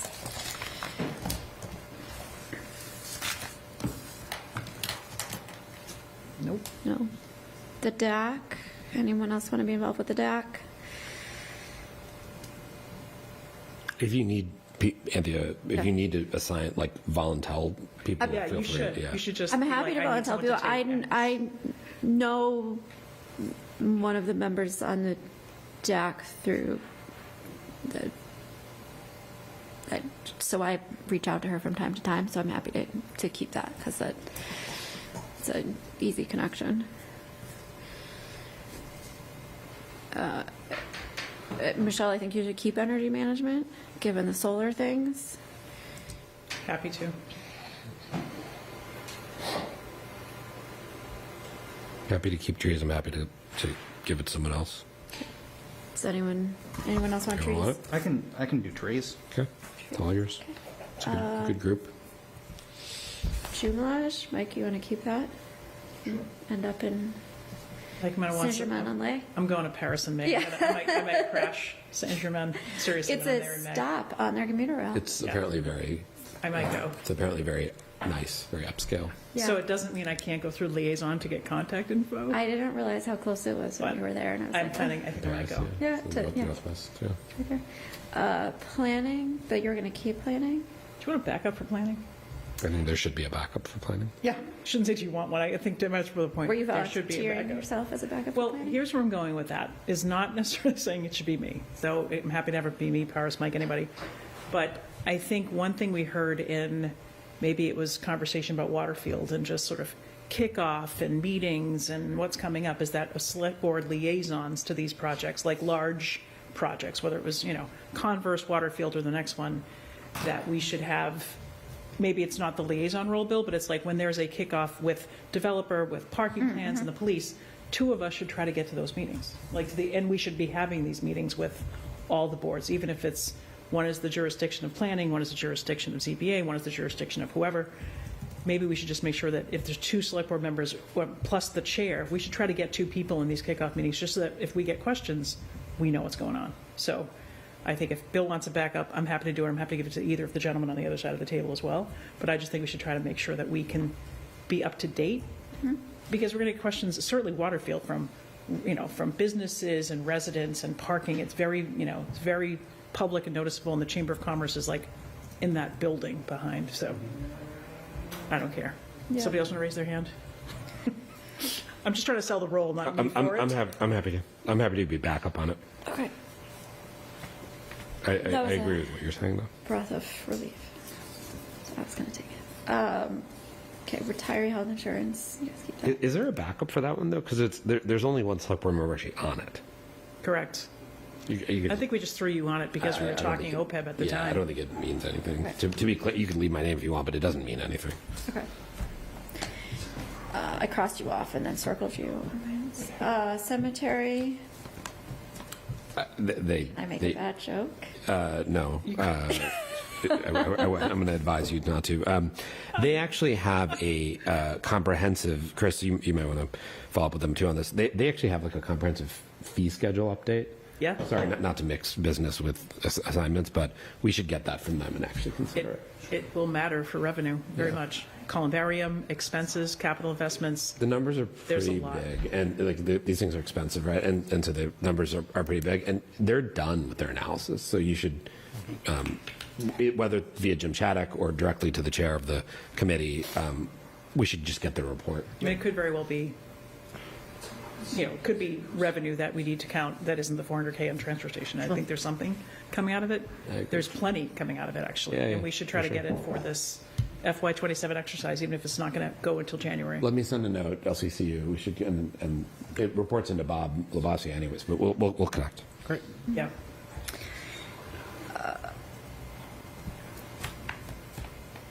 So, Paris, you're going to keep that? Yeah, there's actually something to do near term there. Michelle will do WCCP. Did we do a backup on WCCP? You. Happy to do it. Oh, never mind. Oh, right. think Sorry, so. sorry, Yeah, Mike. you I know. blanked on that. I did say I would be happy to because of a conversation I had. Winchester Cultural District. Happy I to think the put that up? chair probably should Okay. just have it. I'll keep it. Yeah, I don't know. how The much. last thing we did was try to get a sign replaced, so. Yeah. Okay. Pilot. You should be there. You should be the primary on the pilot, and I'm happy to be the Yep. backup. Yep. The working groups. So, one, I think this town meeting was town meeting time. Is that what it was? Which is Yes. Okay. That's So the that's- sunset. On the warrant. On the warrant. Yep. Third time's a charm. And then state of the town. Well, we've completed Sorry, does that mean we're shuttering town I meeting think study we're group? We should. We'll say until. So we're saying until after town meeting, and then we'll Pending the its passage. passage, Yes. right? State of the town. I mean, we talked about continuing some sort of process. I think we should sunset what that is, though, and I think we should maybe Rename call it? it something else. Yep. Well, Like we it's definitely should rename it. The other question is, I'm happy to Chris and I were talking about it on Saturday, Sunday, whatever, Saturday. I wonder if it's worthwhile for, Michelle's done some research on Arlington, so have I, and I've done some research on Andover. Chris has a lot of experience with it. We put our heads together on a memo that outlines a process, and it really should just be driven, in my view, by the town manager and the select board chair. That would be my opinion. It should just be an ongoing thing where we work with the other boards, not a discrete committee over here. Yeah. And so I think we've done some work we can distill. Maybe this group talks about it, and then it's really the select board chair and the town manager who own it.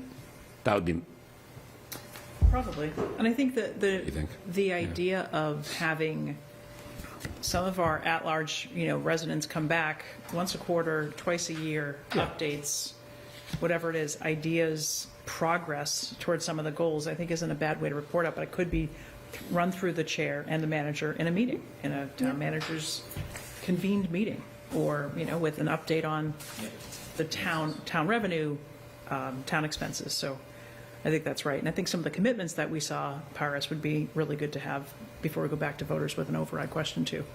Shrewsbury had similar growth targets. So did Andover, Arlington. Hingham did a lighter lift, but we could distill that down to what we think we can be doing consistently every year, not just. So they all have a long-range financial model that has a common set of assumptions that all their boards agree on. So So sounds like can we work on that You guys will closer to town meeting? wrap this up. Yeah, we can wrap that up. I think we've done a lot of the work. It's like Yeah. writing a 3-page note saying, here's how it could work in Winchester.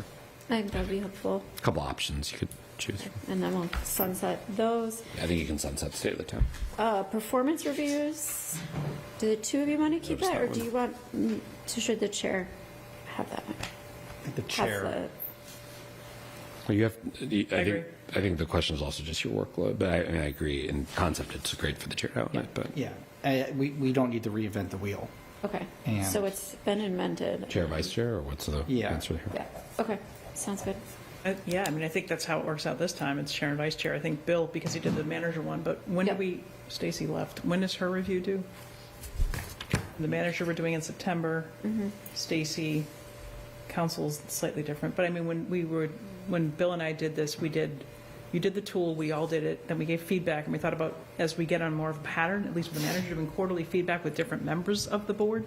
But there would be one thread, so we'd be chair and vice chair, and then vice chair in this seat, and then this seat and that seat, but giving the manager feedback from everybody at the table. So we're not there yet, you haven't even had your first review, but I think if we go through it, let's make sure we give Stacy a review, and let's make sure we give Chris a review. Let's just at least be consistent with doing them. And we got the tools, so just got to do it. Do you do operational liaisons? I've been talking with Michelle about efficiencies and stuff and things that she had worked on the state of the town. I've been working with Paris on. What do you mean by that? I mean, for example, one of the things I'm looking at here is the organizational structure a little bit. I talk to all of you anyway and get feedback, but is there any, something like that? Would you like, if you'd like them, Chris, you should just ask for them, right? Like, Well, one of the things I have the comp and class study going on, and I have Kim Roy coming in to kind of head that up. But if a member of the board was going to be a direct liaison for me, because you have a lot more experience with the government structure than I do, yeah. it would be helpful. Just I think One that thing would be, go ahead. Anthea. I think it might be helpful to have someone looped into that,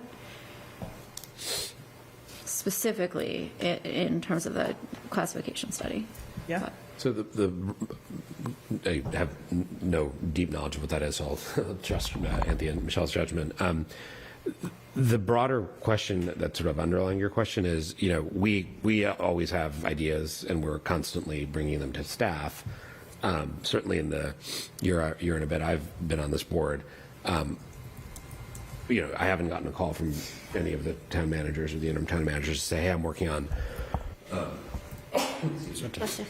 I'm working on this. I could really use your help in helping me figure it out. So I think that's a little bit what you're getting at, right? Which is you have areas you need some expertise or some research or just a third party opinion on.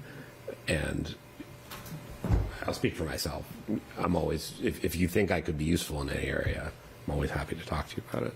Yeah, I think maybe just tell us, like, oh, I reached out to Mike about this, I reached out to Bill about that, I reached out to Michelle about something else. I think that you have sporadic projects, right? And personnel, comp and cut, class study, happy to work on. Mike would have perspective as well. And if Kim wants that, just let us know. Or, frame it. And if it's like, I can't, but talk to Bill. I think you should, if you want to, just ask, and then we can tell everybody else, like, this is what we're doing, but it's still running through you. If there are specific areas that you're thinking of, maybe if you can. Well, the comp and class came out because it's already worried. Yeah, it's happening. But maybe it's like a bring it post-town meeting kind of a list that's fine. of things that we and can again, I've talked to all of you anyway, but I've called to each individually better for things already. So, and I will continue to do that because it's I think helpful to me. you probably have a good sense of where our interests and skills are. So I think there's always happy to help. Great. So just as a quick FYI, Stacy's up for review next year. Thank you. Which is July, June, No, it's April January, 1st. April 1st. Is hers, picking is random hers months. less than annual? Yeah, What is it, Anthea? I believe it is. It's every other year, or It's 3 years. it's 3 years. That's her. I have It's the aligned with her contract. contract. I don't know that she's had a review, though, since her last contract, Yeah, correct. or even then. Let's. Well, one comment for Anthea and Bill, I guess, now that you're the liaisons, is there's a contractual review that you owe somebody. There's also just the habit of sitting down annually and giving people feedback. I mean, the idea of going 3 years without getting feedback at work is Yeah. a little As bit. Michelle mentioned, we were trying to do it quarterly with the town manager. That's and probably then too often. We had our town manager resign after her first quarterly informal feedback. And then we focused on finding a new town manager, a new town council, and here we are, trying to start the cycle anew. Okay. So I took notes and I will share them with Patty and we'll bring them back next week and just make sure everything makes I might sense take a couple swings at that. as if I can discussed. recall. If you can see what this looks like, it's a little messy. New name in red. My notes Yeah. are down, too. The only thing, the Climate Action Advisory Committee has asked if they could have a liaison at times. That's a good one. Yeah, I'm happy to do it because I walk to school with Rachel like once a week as is.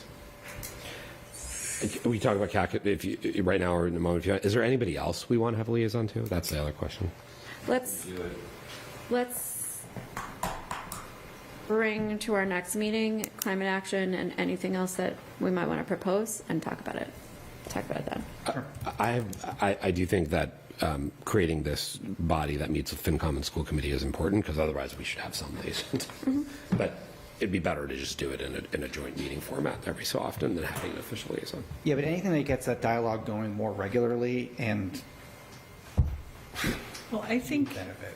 we talked about, this is, put the budget aside, that's coming up to town meeting, like, we're running right to April, first Monday in May, but like, before the election, we sat down with the chair and the superintendent and said you'd have these meetings with the chair and the superintendent and the vice chair of each select board, school committee, And I mentioned that we should have FinCom there like every other instance, and you should meet every month.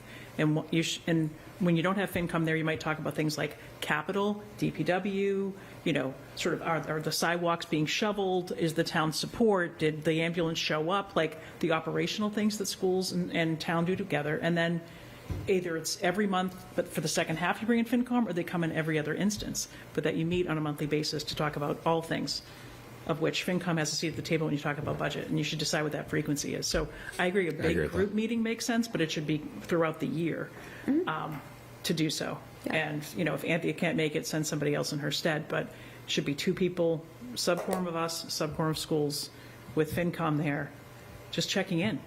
You're saying it's chair and vice chair from both bodies? Yeah. Yeah, I this has think been, that's this has been kind of discussed, and it's just, We did start it. We've already Yeah. started it. We'll continue it. I think it's a Yeah, good thing to do. and I think, and do bring in FinCom, and then do talk about all the other things, So just to. building things. And Right. So I think I agree, that's the solution for FinCom and school committee. CAC is a good one for us to do. Anthea, you said you want to punt it. Is there anybody else? yeah, let's take that as like a homework for the next meeting. We'll bring this back and Anybody- review it, and then if folks have if there's other committees that we don't have a liaison to, that, TTAC? that's why it's homework. I'll remove that. But if there's other things that we want And to, Anthea, you are like de facto the TMMA liaison. You're doing Yep. Bolden updates. They will be calling you. Like you'll just be. I think we should do TMM. I mean, if we have chamber on here, we could do TMMA. yeah. I mean, you are. That is who they will call. So So we can write we'll- it down, but it's just like going to happen. But I think the If point there's is we other could get things we things can off your think plate. of, Yeah. bring it back next week, and we'll keep plugging away Understood. at it. And can finalize it, because as we said, sort of it's all going to be post-town meeting, so we'll work through it. If at town meeting there's someone stands up to speak who we forgot was there a stand up to speak and we need a liaison to, we can come back to it. So Could happen. if we create new committees at town meeting, Human Rights Commission. exactly, commissions, committees. There's a Town citizen manager's the petition for liaison. committee. on There we that go. one. So still point. work to be done. All right, all don't need right, that all right, one. all right. I don't think anyone's still watching, but we always have vacant positions on Audit Advisory, Personnel Board, and there are open on Cultural Council and the Cemetery Advisory Committee, and now you can do the consent agenda. Motion that the select board approve the consent agenda as written in the April 6, 2026 agenda. Second. All those in favor? Aye. Motion to adjourn. Pat, there's- Second. All those in favor? Aye. All right, thank you, Right in there, everyone. that Thank you to motion to adjourn. WinCam.